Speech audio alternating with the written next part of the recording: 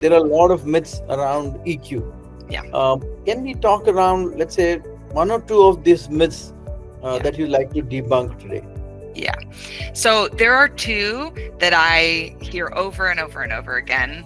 And I think what bothers me about them is they really get in the way of people taking EQ seriously. I spend a lot of time talking to people in, I would say, skeptical EQ cultures, right? People coming from IT, people coming from manufacturing, people coming from construction, people coming from the legal field, right? So let's talk about the two biggest myths. So the first one is that EQ is just about being nice.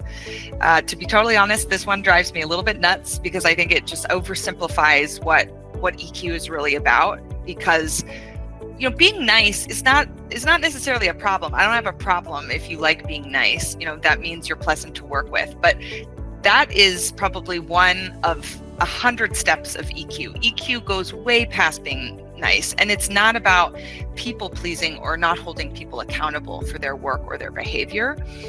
The reality is it's easy to have high EQ when things are going well. Real emotional intelligence shows up when things are tough, when things are not going well, when things start to go off the rails, right? And it's about staying grounded when you've got people with really high tensions, when you're working with people who have very different personalities or work or communication styles. So it's about knowing how to deliver, clear, direct feedback, but without shame, without blame. And I think some of the most emotionally intelligent leaders I know are the most direct. They do not dance around the issue. They sort of rip off the Band-Aid because that is the kindest thing that they can do. And they do it in a way that makes people feel respected, not steamrolled. I think the second myth is you either have EQ or you don't. And that one's just false. Full stop. EQ is a skill set. We train EQ all the time. And just like learning how to run a meeting or coach an employee or handle a client escalation, emotional intelligence can be built and it can be measured, practiced, and improved. At TalentSmart, we've assessed over 2 million people using our emotional intelligence assessment. And that's across industries, across cultures. And we see the same pattern. When people get good feedback and targeted coaching and opportunities to practice, they grow. And sometimes significantly.